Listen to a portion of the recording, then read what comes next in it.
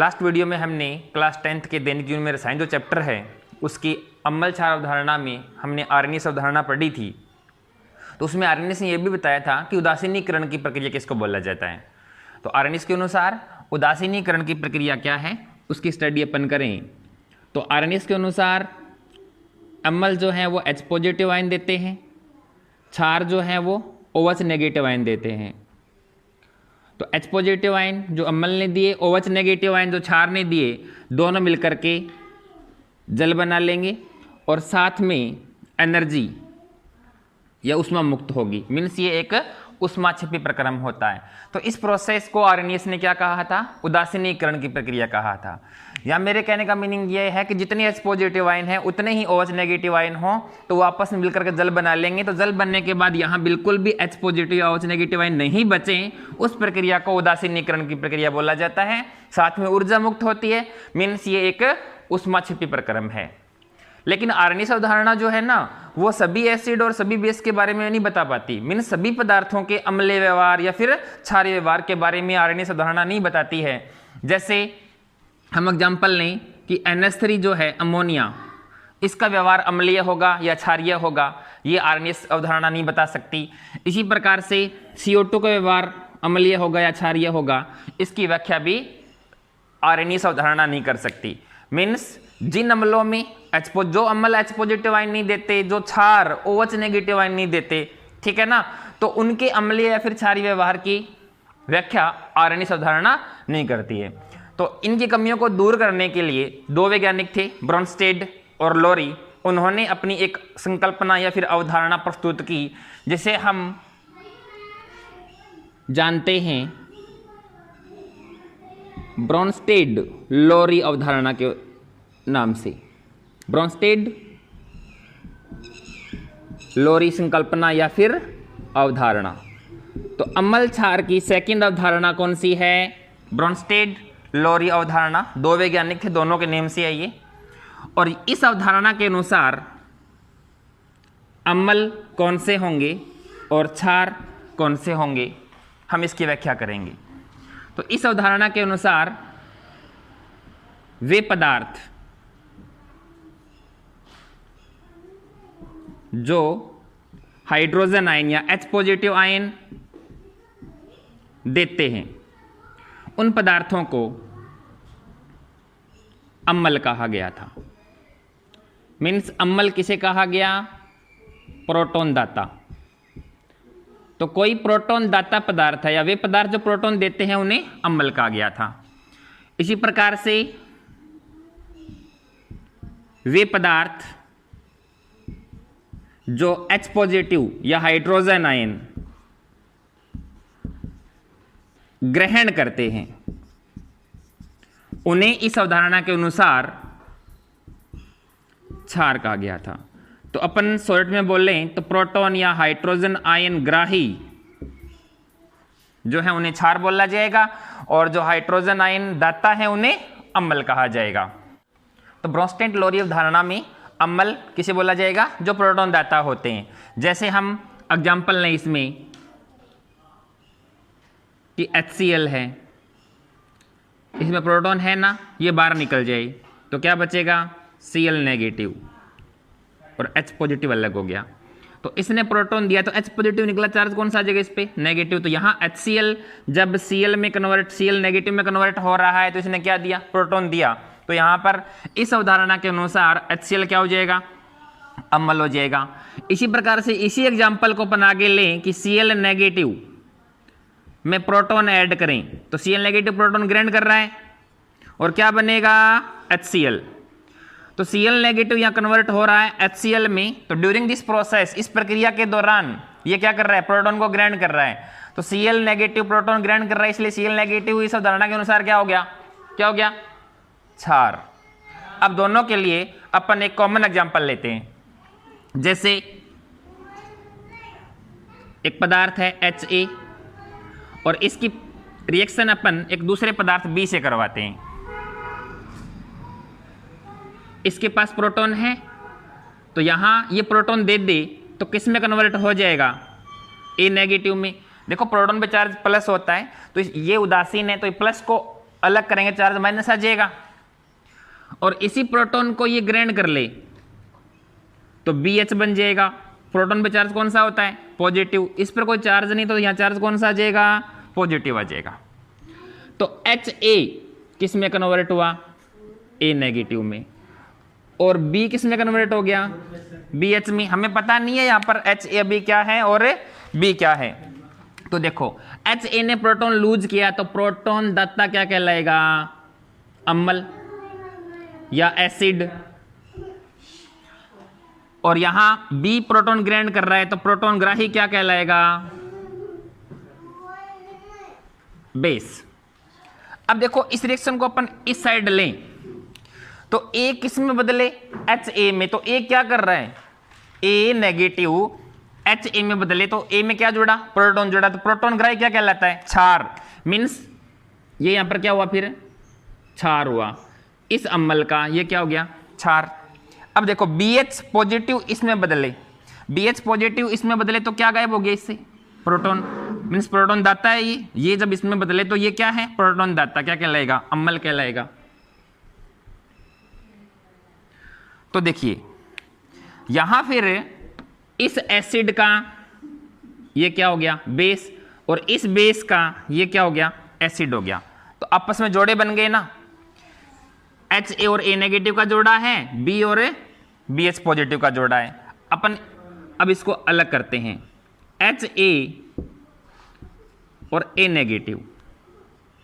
तो HA क्या है यहाँ पर? अम्ल है। और A नेगेटिव क्या है? क्षार है।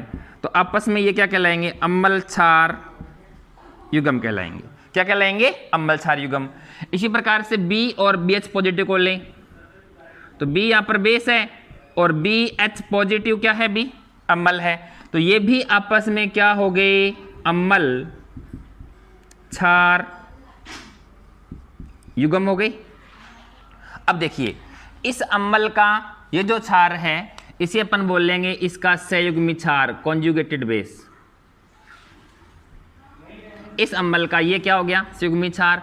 और इस क्षार का ये क्या हो जाएगा? संयुग्मी अम्ल हो जाएगा B। तो ये दोनों आपस में अम्ल क्षार युग्म है और ये दोनों आपस में अम्ल क्षार युग्म है। अब देखो यहां पर ये तो क्या है? अम्ल है। और ये क्या है? क्षार है। ये अम्ल और ये इसका क्षार है। और यहां पर ये क्षार है और ये इसका क्या है? अम्ल है। तो एक अम्ल क्षार युग्म में किसका अंतर है? यहां प्रोटॉन है, यहां नहीं है। और यहां प्रोटॉन नहीं है, यहां प्रोटॉन है। तो मीन्स एक अम्ल क्षार युग्म में या किसी भी अम्ल क्षार युग्म में क्या होता है? भी ओनली एक प्रोटॉन या H पॉजिटिव का अंतर होता है। अब देखो ये अम्ल है, ये क्षार है। तो किसी अम्ल के संयुग्मी क्षार में एक प्रोटॉन कम होगा। इसी प्रकार से किसी क्षार के संयुग्मी अम्ल में एक प्रोटॉन ज्यादा होगा। तो याद रहे हमेशा इससे हम क्या निकाल लेंगे कि अम्ल के संयुग्मी क्षार में एक प्रोटॉन कम होता है। इसी प्रकार से ये क्या था? क्षार था।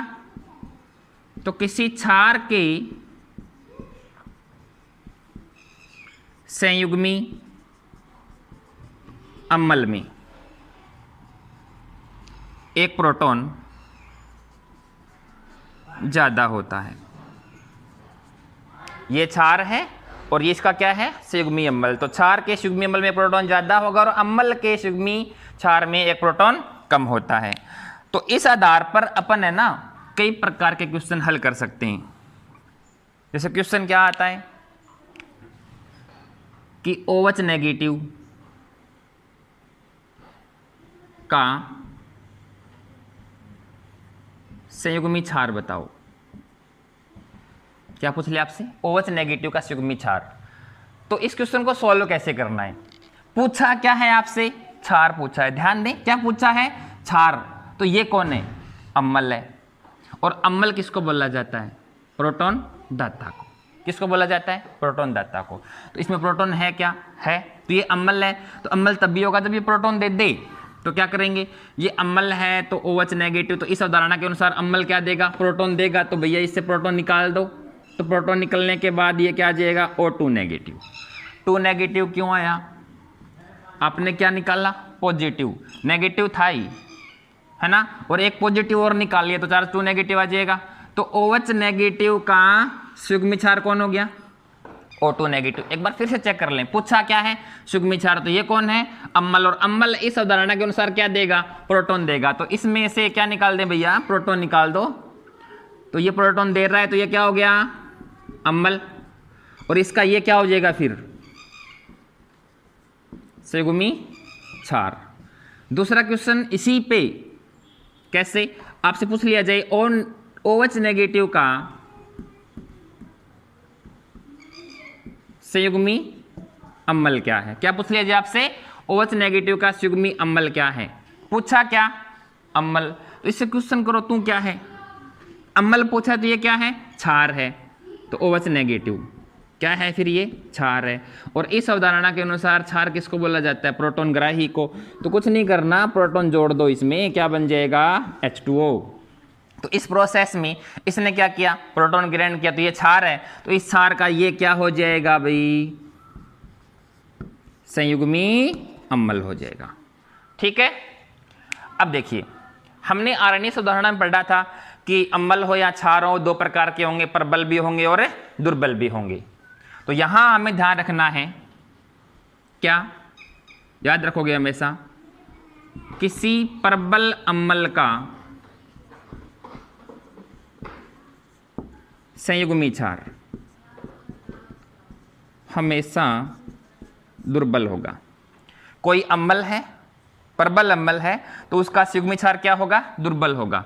जैसे आर्रेनियस अवधारणा में पढ़ा था कि HCl क्या है, प्रबल अम्ल है, तो इसका संयुग्मी क्षार तो निकाल दो, प्रोटॉन क्या बचा, Cl नेगेटिव। तो HCl क्या है, प्रबल अम्ल है, तो इसका संयुग्मी क्षार कौन है, Cl नेगेटिव। तो Cl नेगेटिव कैसा होगा भाई, दुर्बल होगा। दूसरी लाइन, कोई भी दुर्बल अम्ल हो तो उस दुर्बल अम्ल का संयुग्मी क्षार जो है वो सदैव प्रबल होगा। जैसे हम एग्जाम्पल लें, आरएनए साधारण में पढ़ा है हमने कि CH3COOH एक दुर्बल अम्ल होता है। इसका क्या पूछा है, संयुग्मी क्षार, तो क्या निकाल दो, यहाँ से प्रोटॉन निकाल दो, तो क्या बचेगा, CH3COO नेगेटिव। तो ये दुर्बल अम्ल है और इस दुर्बल अम्ल का ये क्या है, संयुग्मी क्षार। संयुग्मी क्षार कैसा होगा, प्रबल होगा। याद रखोगे, प्रबल अम्ल का संयुग्मी क्षार दुर्बल होगा, दुर्बल अम्ल का संयुग्मी क्षार प्रबल होगा। इसी प्रकार से क्षार के लिए, कोई क्षार प्रबल है तो उसका संयुग्मी अम्ल दुर्बल होगा, और कोई क्षार दुर्बल है तो उसका संयुग्मी अम्ल कैसा होगा भी, प्रबल होगा। ठीक है, अब अपन इसमें एग्जांपल करते हैं ब्रोंस्टेड-लोरी अवधारणा। तो ब्रोंस्टेड-लोरी अवधारणा में हमने क्या पढ़ा था, प्रोटॉन दाता जो है वो तो अम्ल होंगे और प्रोटॉन ग्राही जो हैं वो क्षार होंगे। ठीक है, तो अब हम इसमें एग्जांपल लेते हैं। जैसे HCl की रिएक्शन हम H2O से करवाएं। दूसरा एग्जांपल लें, HCl की जगह अपन ले लें अमोनिया। अमोनिया की रिएक्शन अपन जल से करवाएं। तो देखो दोनों के पास यहाँ भी प्रोटॉन है, दोनों के पास यहाँ भी प्रोटॉन है, मीन्स H पॉजिटिव आयन तो है। अब डाउट ये रहता है कि इन दोनों में से कौन प्रोटॉन देगा। तो हमने जल के बारे में पढ़ा, जल उदासीन होता है, और हाइड्रोक्लोरिक अम्ल अपन पढ़ी चुके हैं आरएनए उदाहरणा में, तो ये तो अम्ल है ही, मीन्स ये क्या देगा, अम्ल क्या देता है, प्रोटॉन। तो ये प्रोटॉन देगा यहाँ पर। तो यहाँ से प्रोटॉन निकलते ही क्या बन जाएगा, Cl नेगेटिव। तो इसको क्या करना पड़ेगा, प्रोटॉन ग्रहण करना पड़ेगा। कैसे करेगा, इसके पास में क्या होते हैं, इलेक्ट्रॉन के जोड़े जो बंद बनाने में भाग नहीं लेते, उनको बोला जाता है। ठीक है, तो ये H पॉजिटिव यहाँ आप, ये इसके पास इलेक्ट्रॉन का जोड़ा है, ये इसको दे देगा, तो ये बन जाएगा H3O पॉजिटिव। क्या बन जाएगा, H3O पॉजिटिव। ठीक है, तो ये क्या हुआ यहाँ पर, अम्ल, और इस अम्ल का ये क्या हो गया, संयुग्मी क्षार। तो ये आपस में अम्ल क्षार युग्म हो गए दोनों, ठीक है। इसी प्रकार से H2O ने यहाँ पर क्या किया है, प्रोटॉन ग्रहण किया है, तो H2O क्या हो गया, क्षार, और ये इसका क्या हो जाएगा, संयुग्मी अम्ल। तो ये आपस में क्या हो गए दोनों, अम्ल क्षार युग्म हो गए भी। अब देखिए, किसी अम्ल के संयुग्मी क्षार में प्रोटॉन कम है और किसी क्षार के संयुग्मी अम्ल में एक प्रोटॉन ज्यादा है। तो क्वेश्चन हमारी सही है। अब देखो दोबारा से, अमोनिया और जल, यहाँ फिर से डाउट आता है कि कौन प्रोटॉन देगा और कौन ग्रहण करेगा। तो हमें पता है कि अमोनिया की प्रकृति जो है ना वो क्षारीय होती है, क्योंकि ये लोन पेयर दे सकता है, एकांकी इलेक्ट्रॉन युग्म होता है, इसके पास इलेक्ट्रॉन का जोड़ा जो अबंधी इलेक्ट्रॉन है बंद बनाने में भाग नहीं ले रहे। तो यहाँ पर ये प्रोटॉन ग्रहण करेगा और ये प्रोटॉन देगा। तो देखिए NH3 ये इलेक्ट्रॉन का जोड़ा यहाँ से निकलते हुए H पॉजिटिव को दे दे, तो यहाँ पर क्या बन जाएगा, ये NH4 पॉजिटिव बन जाएगा। मीन्स ये जब इसमें चेंज हुआ तो इसने प्रोटॉन ग्रहण किया, और प्रोटॉन ग्राही क्या कहलाता है, क्षार। तो इस क्षार का ये क्या हो जाएगा, संयुग्मी अम्ल हो जाएगा। इसने प्रोटॉन दिया, तो प्रोटॉन देने के बाद ये किसमें कन्वर्ट होगा भाई, यहाँ से H पॉजिटिव निकाल के देखो क्या बन जाएगा, OH नेगेटिव। तो इसने प्रोटॉन दिया, तो ये क्या है इस अवधारणा के अनुसार, अम्ल। तो ये क्या हो गया, इसका संयुग्मी क्षार हो जाएगा। क्या हो जाएगा, संयुग्मी क्षार हो जाएगा। तो ये आपस में ये दोनों क्या हो गए, अम्ल क्षार युग्म, और ये दोनों भी आपस में क्या हो गए, अम्ल क्षार युग्म। तो इस क्षार का ये संयुग्मी अम्ल है, और किसी क्षार के संयुग्मी अम्ल में प्रोटॉन ज्यादा होता है, और ये अम्ल है, ये इसका संयुग्मी क्षार है, तो किसी अम्ल के संयुग्मी क्षार में प्रोटॉन कम होता है। अब देखिए, ये प्रबल अम्ल है तो इसका संयुग्मी क्षार दुर्बल होगा, ठीक है, और ये दुर्बल क्षार है तो इसका संयुग्मी अम्ल क्या होगा भी प्रबल होगा। इसी प्रकार से ये दुर्बल अम्ल है तो इसका संयुग्मी क्षार प्रबल होगा। ओके, नेक्स्ट एग्जांपल देखो, यहां पर जल का व्यवहार अम्ल के साथ कैसा है, क्षारीय है, और क्षार के साथ कैसा है, अम्लीय है। अब हम H2O की रिएक्शन H2O से ही करवा दें, वेरी सिंपल, एक प्रोटॉन ले लेगा दूसरा दे देगा। मान लेते हैं ये प्रोटॉन दे तो क्या हो जाएगा, अम्ल, और प्रोटॉन निकलने के बाद ये किस में बदलेगा भाई, OH नेगेटिव में। तो OH नेगेटिव इस अम्ल का क्या हो जाएगा, संयुग्मी क्षार हो जाएगा। तो इस अम्ल का OH नेगेटिव क्या हो गया, संयुग्मी क्षार। तो इसको प्रोटॉन ग्रहण करना पड़ेगा, तो जो प्रोटॉन ग्रहण करेगा उसे क्या बोलते हैं, क्षार, और इसमें H पॉजिटिव ऐड करते ही क्या बनता है भाई, हाइड्रोनियम आयन H3O पॉजिटिव। तो इस क्षार का ये क्या हो जाएगा भी, संयुग्मी अम्ल हो जाएगा। क्या हो जाएगा, संयुग्मी अम्ल। तो इन दोनों का आपस में पेयर बन गया। अब देखो, जल का व्यवहार अम्लीय हो चाहे क्षारीय हो, दुर्बल अम्ल की तरह या फिर दुर्बल क्षार की तरह व्यवहार करेगा। तो दुर्बल अम्ल का संयुग्मी क्षार प्रबल होगा, और दुर्बल क्षार का संयुग्मी अम्ल भी प्रबल होगा। तो ये दोनों प्रबल होंगे और ये दोनों क्या हो जाएंगे, दुर्बल हो जाएंगे। किसी अम्ल के संयुग्मी क्षार में प्रोटॉन कम होता है, कम ही है, और किसी क्षार के संयुग्मी अम्ल में प्रोटॉन ज्यादा होता है, ज्यादा ही है। ठीक है, तो इन तीनों एग्जाम्पल से ये अवधारणा जो है हमें अच्छे से समझ आ जाएगी। अब देखो डाउट कहाँ रह जाता है, जैसे कार्बन डाइऑक्साइड है, एल्युमिनियम क्लोराइड है AlCl3, BF3 है, SO2 है। ये मैंने यहां पर कुछ पदार्थ लिखे हैं, तो इनमें से न तो कोई प्रोटॉन ग्रहण करता है और न कोई प्रोटॉन देता है, तो इनका व्यवहार अम्लीय हो गया, क्षारीय होगा, ये अवधारणा नहीं बता सकेगी। तो इस अवधारणा की कमी क्या है कि कुछ पदार्थ ऐसे होते हैं जो न तो प्रोटॉन देते हैं और नहीं प्रोटॉन ग्रहण करते हैं, तो उनका व्यवहार अम्लीय होगा या फिर क्षारीय होगा। तो ये मीन्स इन पदार्थों के अम्लीय या फिर क्षारीय व्यवहार की व्याख्या ये अवधारणा नहीं कर सकती, ये इसकी कमी हो जाएगी। ठीक है, तो नेक्स्ट अपना जो टॉपिक रहेगा वो रहेगा लुईस कॉन्सेप्ट, जो बताएगा इन पदार्थों के अम्लीय या फिर क्षारीय व्यवहार को। और मेरे इस वीडियो की जो डिस्क्रिप्शन लिस्ट है उसमें आपको एक लिंक मिलेगा, तो उस लिंक में जितना मैंने इस आज तक पढ़ाया इस चैप्टर को, उसके नोट्स आपको अवेलेबल रहेंगे। और इस वीडियो को आप सभी लाइक करेंगे, शेयर करेंगे और सब्सक्राइब करना नहीं भूलेंगे, थैंक यू।